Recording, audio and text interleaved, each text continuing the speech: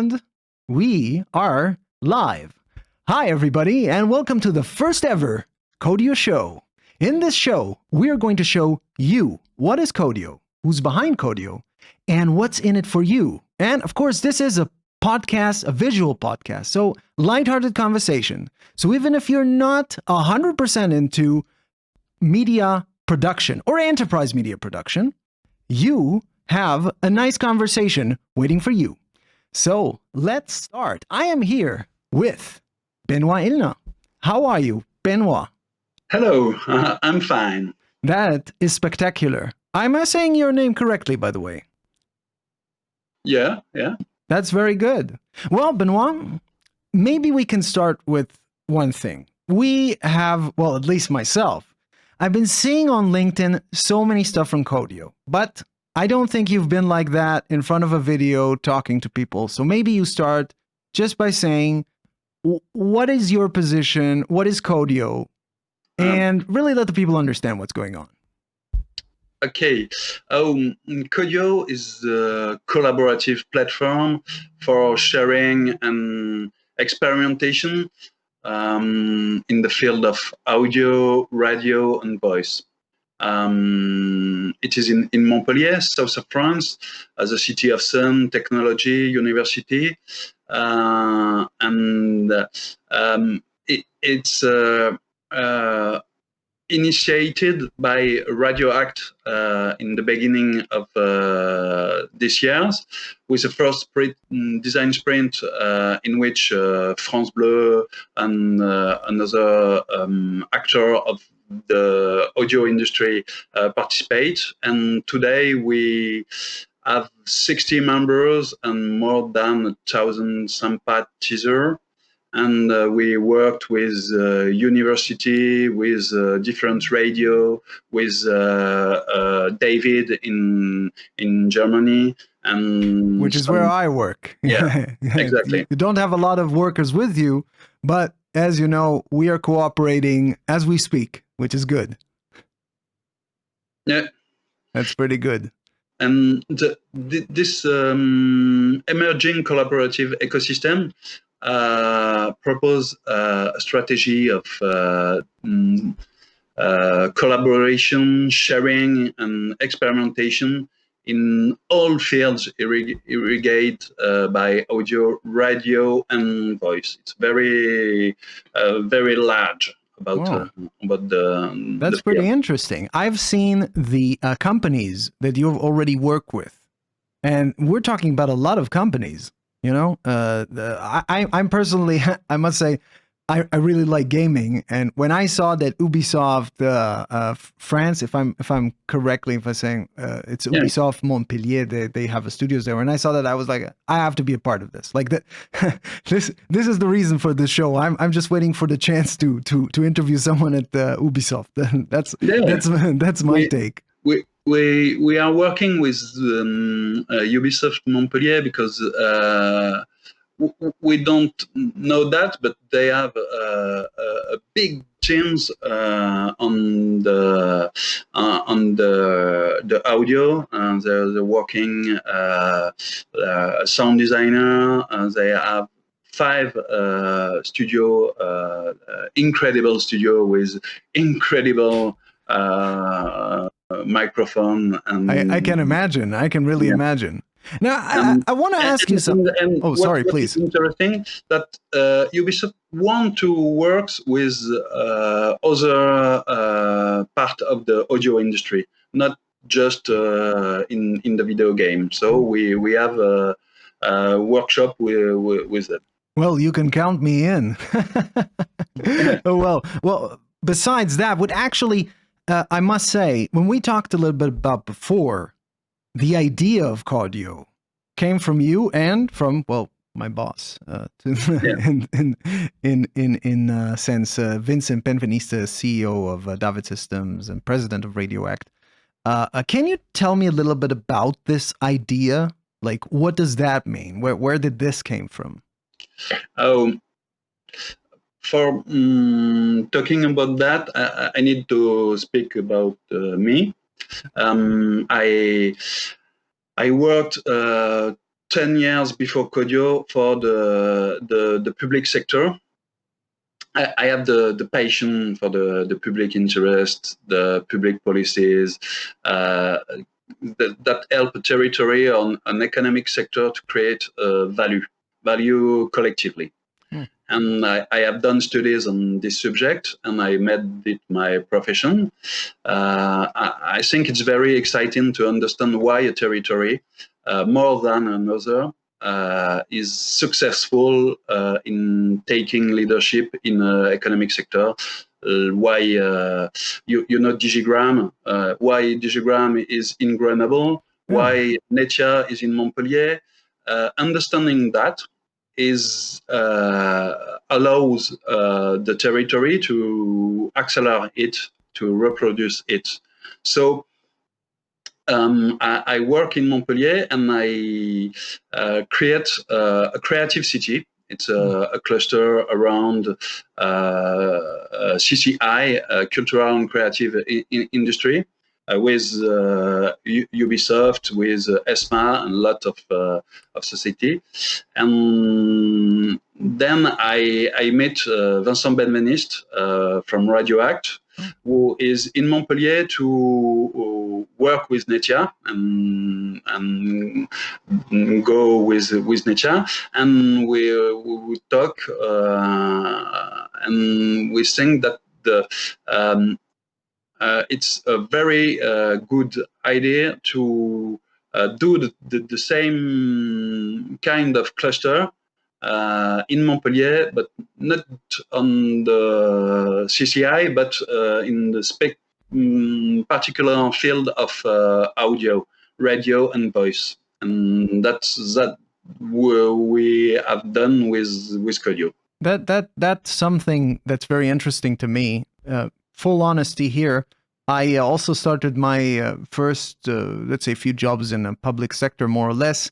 And I know for a fact that working in the public sector is, I'd say, the right word would be conservative, or maybe let's say that the tempo is not the same as the private sector. So the processes are longer over many years. Accountability is also different.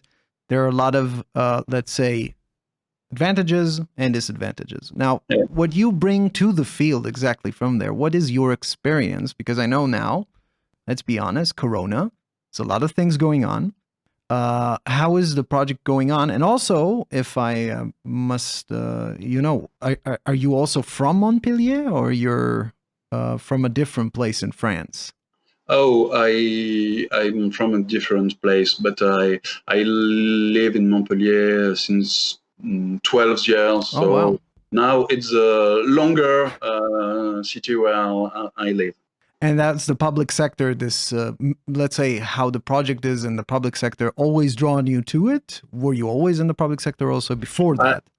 I am mostly in the public sector, but I'm a free man of the public sector. I propose idea, and the public sector let me do the project, and that's what I have the opportunity of doing with Cité Creative, and I'm very proud now because in September a giant campus with more than 1,000 students is opening. That's pretty impressive. We have a big third place with company on the field of 3D video games, cultural industry, with already open. And soon we will have a concentration of audio actors. That sounds amazing. Now, except for that, about the Corona question. I mean, you know, like I said, it makes sense. It probably has affected the project in some sense, right? Yeah. I don't think Corona has slowed down Coodio, but you're right. It has changed our way of doing things a little. but I think it's positive because it's allow us to promote projects with video conferencing.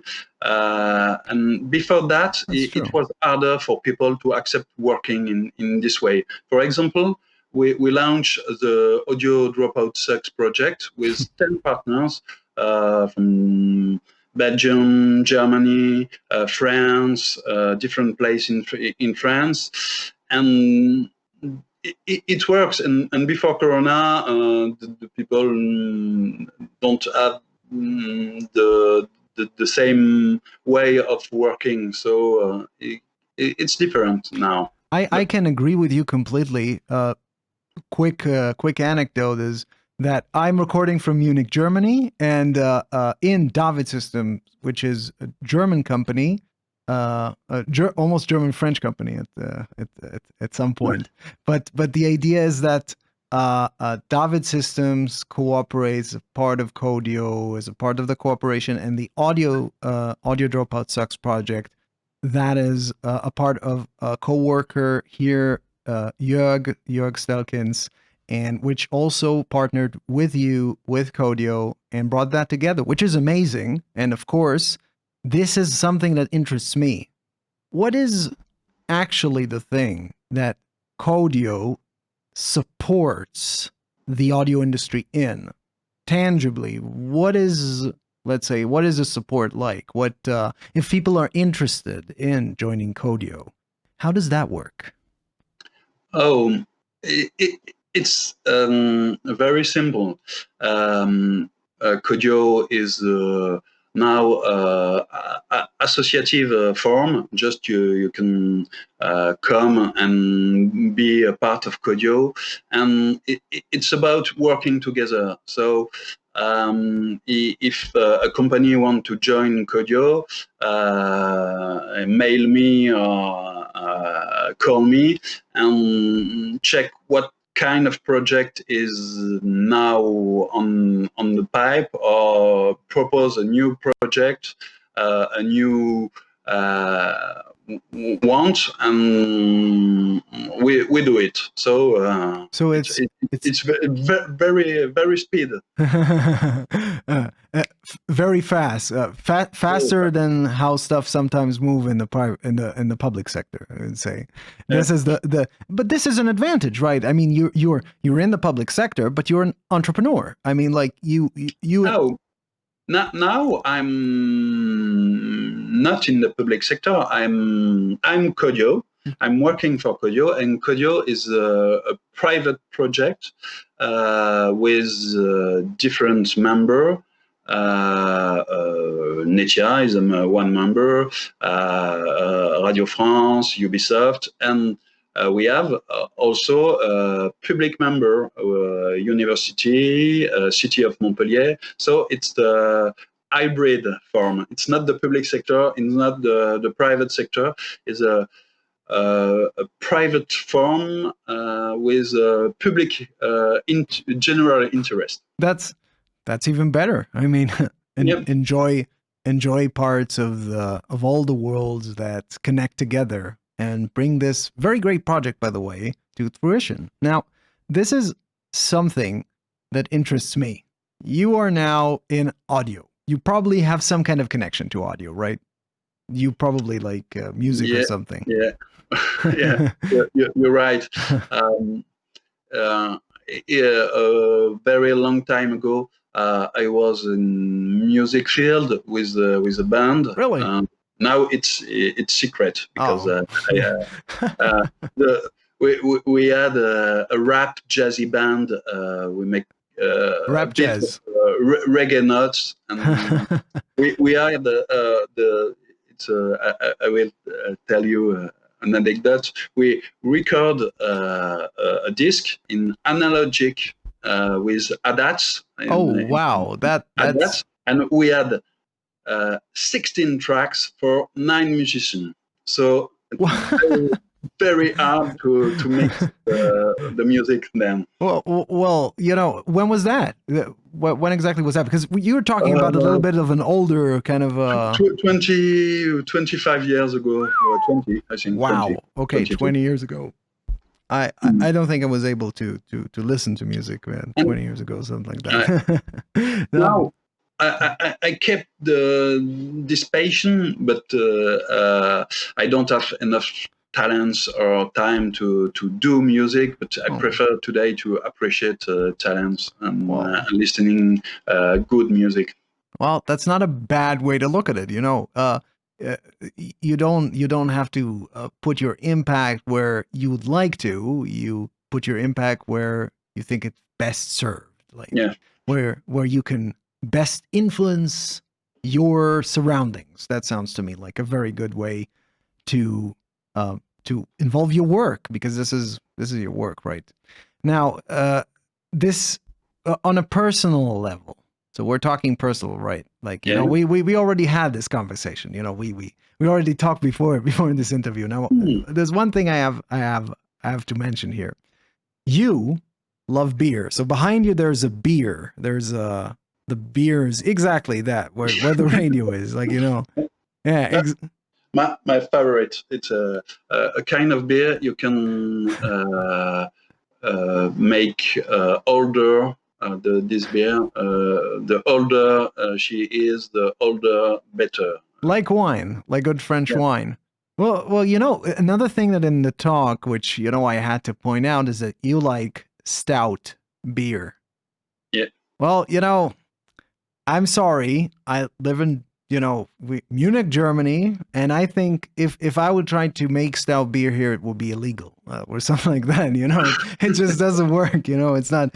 It just doesn't work like that. Well, there's actually a law, some kind of what a Oh, beer constitutes in Germany. It's called the Reinheitsgebot, and that's a thing. But I love beer myself, and I love the German beers. They're all sweet. Stouts are not sweet, right? They're not. oh. So, some stout can be really sweet. I think a Canadian one, Dieu du Ciel, or Débauche, Oh, look at La that. Débauche, a French beer from Angoulême. It can be sweet. Like in Germany, a Schneider Weiss make a strong beer, strong black beer with a sweet taste.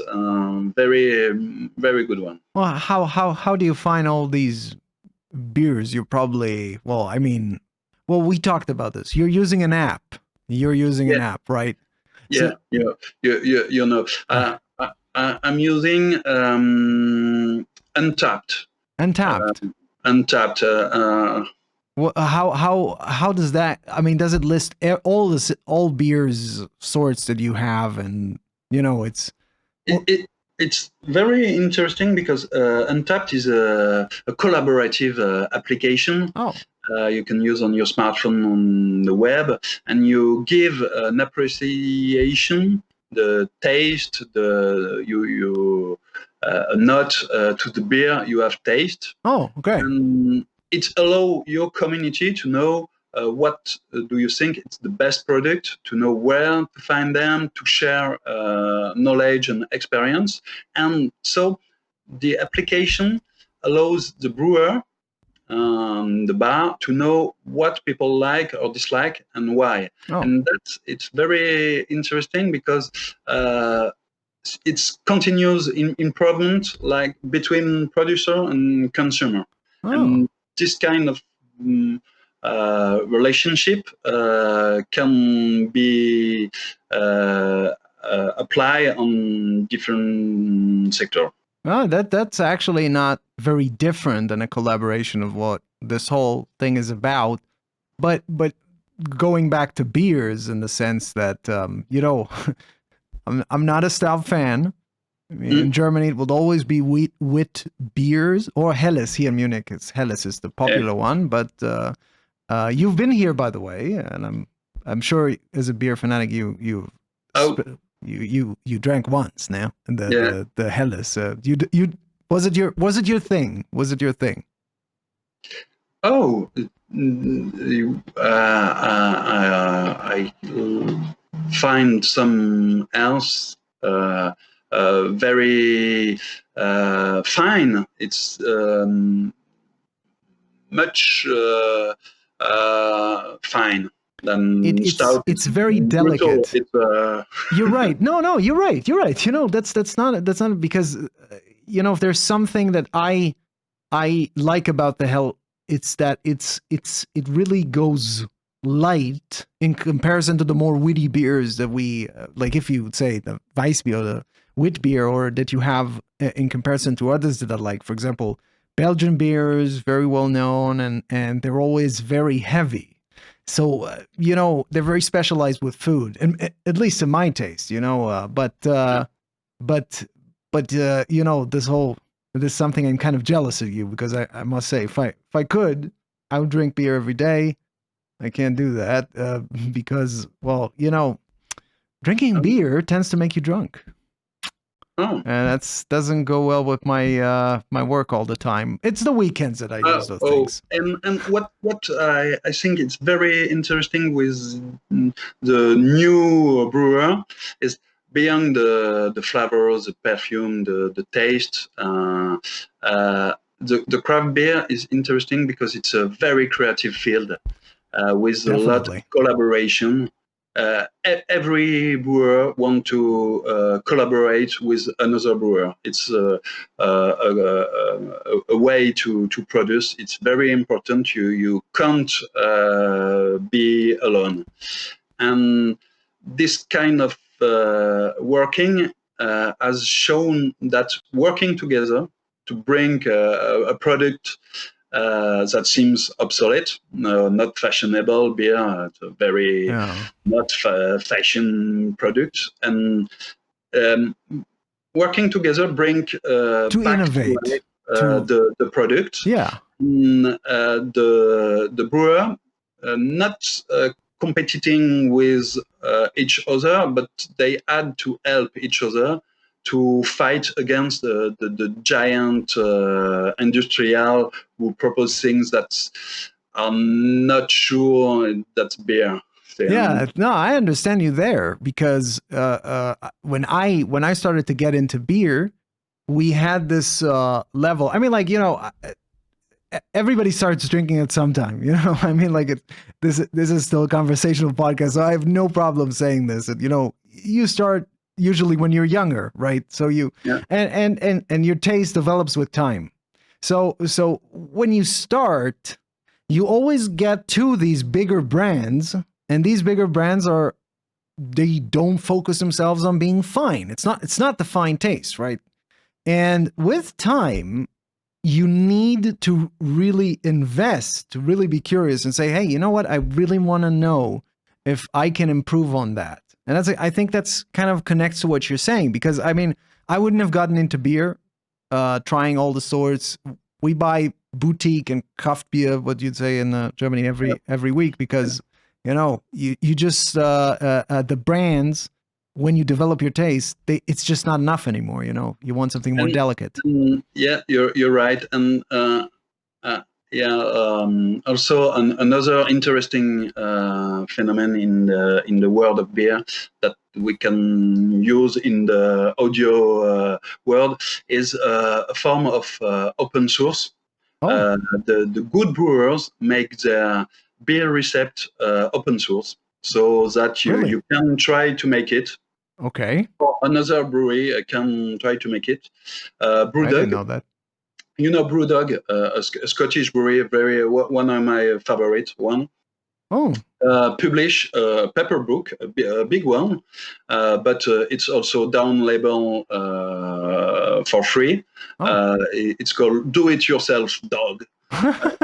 And in 100 of their best recepts, very, very specific, and it's to do best beer every day, and it's working together to win market. I must say, I didn't know it was like that. Do you know? Do you know? By the way, if, I mean, like this whole cooperation thing. I must say, I've never heard of that, and it's pretty exciting to hear that. Do you know if, like, because of the pandemic and stuff that happened, if the entire events, because this is something I really liked. I really like going to events, to tastings, and this is something, of course, I don't do anymore. I think all these events are just shut down. So you're saying, in a sense, this community lives online as well, even though the product is actually not a product that you're used to consume. You can consume online, you know. There is an online community for it. That's really exciting. That's pretty nice, and that ties us back to Coodio, right? Because this is also a thing that Corona doesn't stop. This network is eventually it's an online network, right? I mean, you still cooperate with people within Coodio, even though do you meet people now? Do you travel at some extent? We do the on the web and with video conference some workshop, and we do in real life some other workshop. For example, this afternoon, in the end of the afternoon, I meet some local radio, and we were talking about and working about DAB plus. Oh, okay. That's pretty cool. Well, so we do the bus. So yeah, well, I mean, like, you have to. Everybody has to. Everybody needs to adapt. And we actually, short story about that. You know, I'm talking to you from our studios. I actually don't live that far away. So during the pandemic, I would walk to here because I don't use public transportation. So I had no problem to walk here. I was here pretty much alone. But when we produce content at David, we have like a small team. And when the pandemic started, we didn't have this constellation yet. But I found a new appreciation to enterprise level workflows, you know, because, you know, to be honest, as content creator, I don't always need I simply didn't always need like a robust way of connecting with different people and everything. Exactly, you know, this pandemic has showed us that we kept working normally because of our products, even though we didn't always use these products to produce stuff ourselves. We use some extent of them, but we've moved to that, which kind of connects, I guess, to same thing of what you're saying. Like, life moves on, you know, things move on, life continues, and technology in that sense plays a giant role now. Wouldn't you agree about that? Yeah. Technology can give tools to work together, better work together. We do together a design sprint on the web. Exactly. It's exciting experience because it's different when you are in the room with the person, because you yeah, exactly. no, but that on online you can't, so you focus on and work really hard. We did that. That was funny. I was surprised of how well that went, you know? Yeah. It was really a nice situation. And one thing I want to, because I mean, like, we're, you know, being chatty and like moving along, I think there's one thing I wanted to close with. You know, you, Frenchman living in Montpellier, in France, you have family in Germany. Ilna is not like a German name in a sense. I will tell you a funny story about my German family. Many years ago, my sister had gone to Berlin for a year of study. She's studying law and foreign languages, and on the last day of the university year, really the last day, I had come by car 1,000 kilometers Oh. to move her back to France with all her stuff. And the last day, she fell in love with her roommate, and we're going to France. And when we arrived in France, she decided that it's too It would be a heartbreak. she loved him too much, and so I moved again 1,000 kilometers. Like that. And now I don't blame You don't her blame her. because since then she married him. I have a beautiful nephews, Aw. and now I have a good supply of German beers. So it's Well, that I can agree on that, and that's that's a funny story because my brother is dating a French woman, and Oh. well, maybe I will have French nephews. Who knows? My fiance lived in Paris for a while, so I'm working in a semi-French company. I guess we the world is connected. It's a small world, it's a small world, and I need to visit you in Montpellier. Yeah. We'll have to wait that Corona is a little bit over, which we have to invent a collaborative project, impossible to make with internet. Yeah. I need you in the same room. Yeah, exactly. We reinvent travel in a way that that maybe we travel the audio waves, that wouldn't be a bad thing, and ties us back to Coodio, of course. Well, Benoit, it was lovely to talk to you. Thank you very much for everything and for the information on Coodio. And yeah, this is the first show, and I hope there'll be the first show of many shows. So yeah, hopefully we'll see about that. And of course, this is for you. The Coodio show is, like you've seen now, it's a show about audio industry, the audio industry, enterprise media, media production. So if you are a part of that industry, or maybe you want to know more about that industry, this show is for you. And of course, if you need assistance, like you heard now from Benoit, very nice, that Coodio will help you if you're a company, small or big, in the audio sphere. So you probably need assistance. We have an industry that really needs to band together and to really discover how we can help each other and support each other in these dark times. Well, these times are not that, these are kind of difficult times with Corona and everything. And of course, in the industry, everybody needs some help. So definitely, I'm going to put your email and the website of Coodio. So Benoit, one thing before we go, Coodio is based in France, and a lot of the communication of Coodio right now on LinkedIn is in French, but it's not a French, let's say, it's not a French network per se. It's...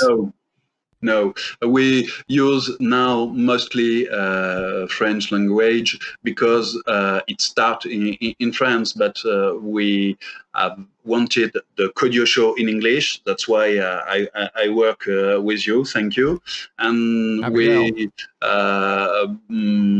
slowly make more and more documentation, workshop in English. And of course, the companies that you support, they're German, French. There's also international. Really, it's... and now we have a Swiss company. We have a Californian one. Wow. In the dubbing industry. We are worldwide.